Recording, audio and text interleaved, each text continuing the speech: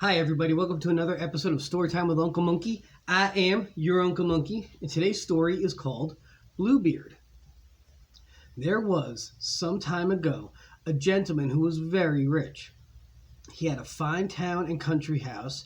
His dishes and plates were all of gold or silver. His rooms were hung with damask. His chairs and sofas were covered in the richest silks, and his carriages were all gilt with gold in a grand style. But it happened that this gentleman had a blue beard, which made him so very frightful and ugly that none of the ladies in the parts where he lived would venture to go in his company.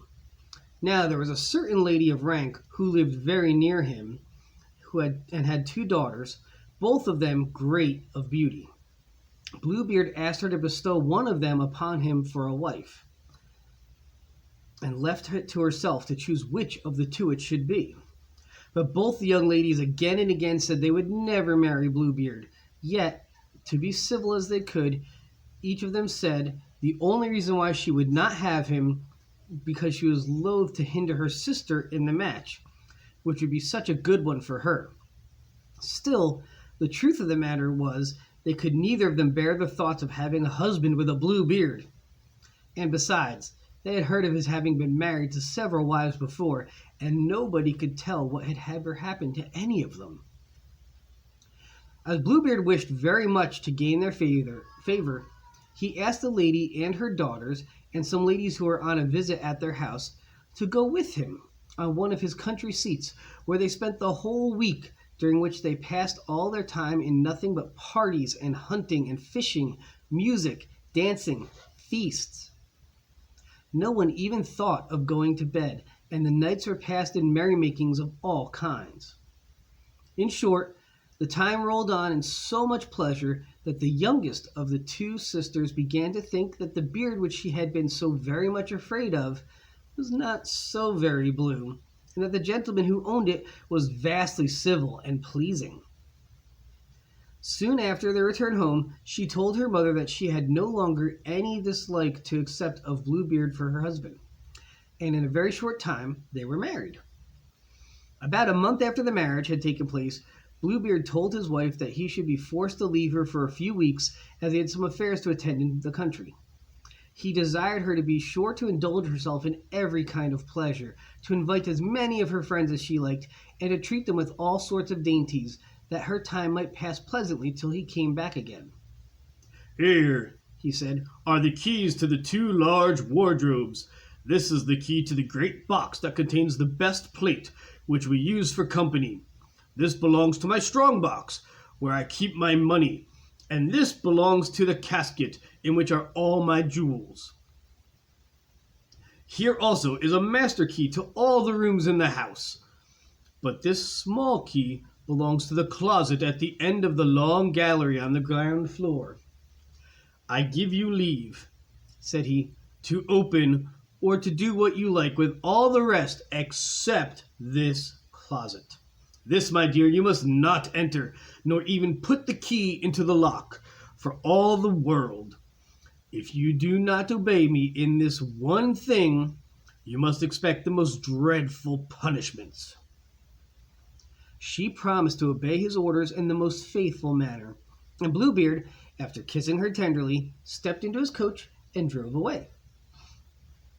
While Bluebeard was gone, the friends of his wife did not wait to be asked, so eager were they to see all the riches and fine things she had gained by marriage, for they were none of them gone to their wedding on account of their dislike of the blue beard of the bridegroom. As soon as they ever came to the house, they ran about from room to room, from closet to closet, and then from wardrobe to wardrobe, looking into each with wonder and delight. And they said that every fresh one they came to was richer and finer than the one before. At last they came to the drawing rooms, where their surprise was made still greater by the costly grandeur of the hangings, the sofas, the chairs, the carpets, the tables, the sideboards, the looking-glasses. The frames of these last were silver gilt, most richly adorned, and in the glasses they saw themselves from head to foot.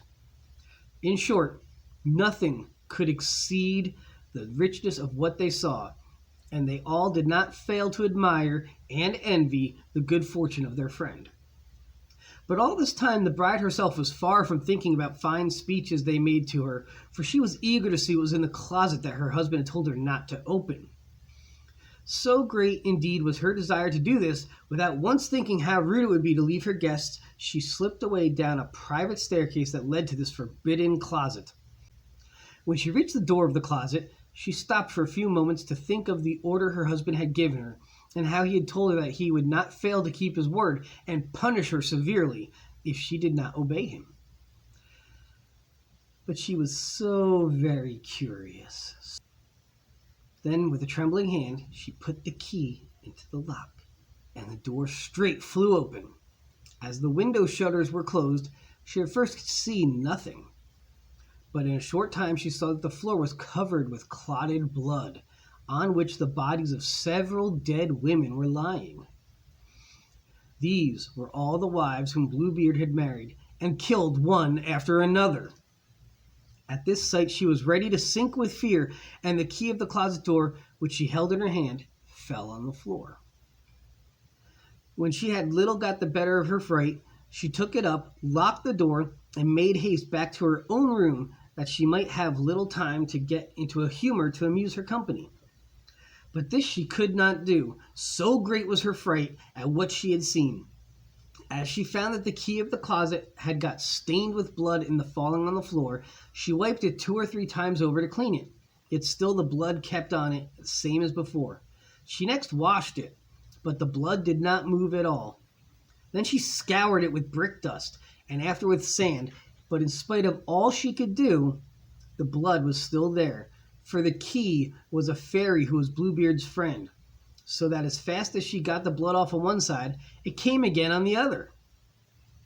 Early the same evening, Bluebeard came home, saying that before he had gone on his journey, he was met by a horseman who was coming to tell him that his affair in the country was settled without him being present. Upon which his wife said everything she could think of to make him believe that she was in a transport of joy at his sudden return. The next morning he asked her for the keys. She gave them to him, but as she could not help showing her fright, Bluebeard easily guessed what was the matter. "How is it," said he, "that the key of the closet upon the ground floor is not here?" Is it not?" said the wife. "Then I must have left it by my dressing table." "Be sure you give it to me by and by," replied Bluebeard. After going a good many times backwards and forwards, as if she was looking for the key, she was at last forced to give it to Bluebeard.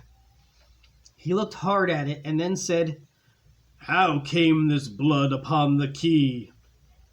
I am sure I do not know," replied the poor lady, at the same time turning as white as a sheet. "You do not know?" said Bluebeard sternly. "But I know well enough. You have been in the closet on my ground floor. Very well, madam.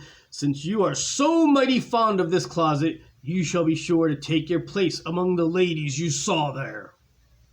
His wife, who was almost dead with fear, now fell upon her knees, asked his pardon 1,000 times for her fault, and begged him to forgive her, looking all the time so very mournful and lovely that she would have melted any heart that was not harder than rock. But Bluebeard only said, "No, no, madam, you shall die this very minute." "Alas," said the poor trembling creature, "if I must die, give me at least a little time to say my prayers." "I give you," replied the cruel Bluebeard, "half a quarter an hour, not a moment longer."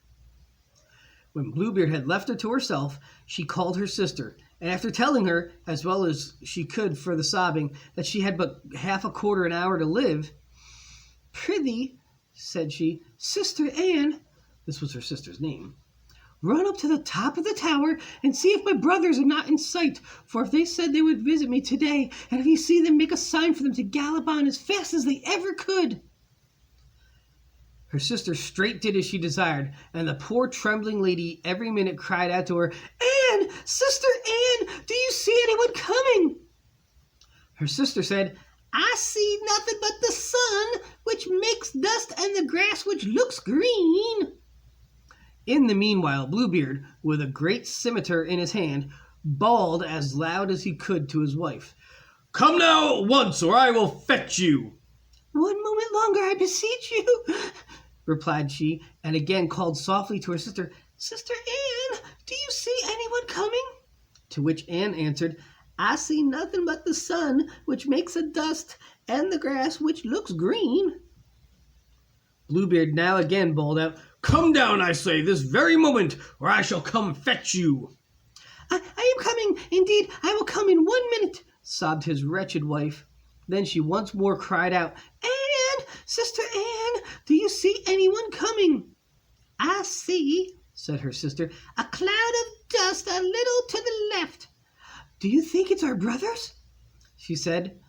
"Alas, no, dear sister," replied she. "It is only a flock of sheep." "Will you come down, madam?" said Bluebeard in the greatest rage. "Oh, only 1 single moment more," she said, and then she called out for the last time, Sister Anne, do you see no one coming?" "I see," replied her sister, "2 men on horseback coming, but they are still a great way off." "Thank God," cried the wife. "They are my brothers. Beckon them to make haste." Bluebeard now cried out so loud for her to come down that his voice shook the whole house. The poor lady, with her hair loose and all in tears, now came down and fell on her knees, begging him to spare her life. But he stopped her, saying, "All this is of no use, for you shall die." And then seizing her by the hair, he raised his scimitar to strike off her head. The poor woman now begged a single moment to say one more prayer. "No, no," said Bluebeard, "I will give you no more time. You have had too much already." And again he raised his arm. At this instant, a loud knocking was heard at the gates, which made Bluebeard wait for a moment to see who it was. The gates now flew open, and 2 officers dressed in their uniform came in with their swords in their hands and ran straight to Bluebeard, who, seeing they were his wife's brothers, tried to escape from their presence. But they pursued and seized him before he had gone 20 steps, and plunging their swords into his body, he fell down dead at their feet.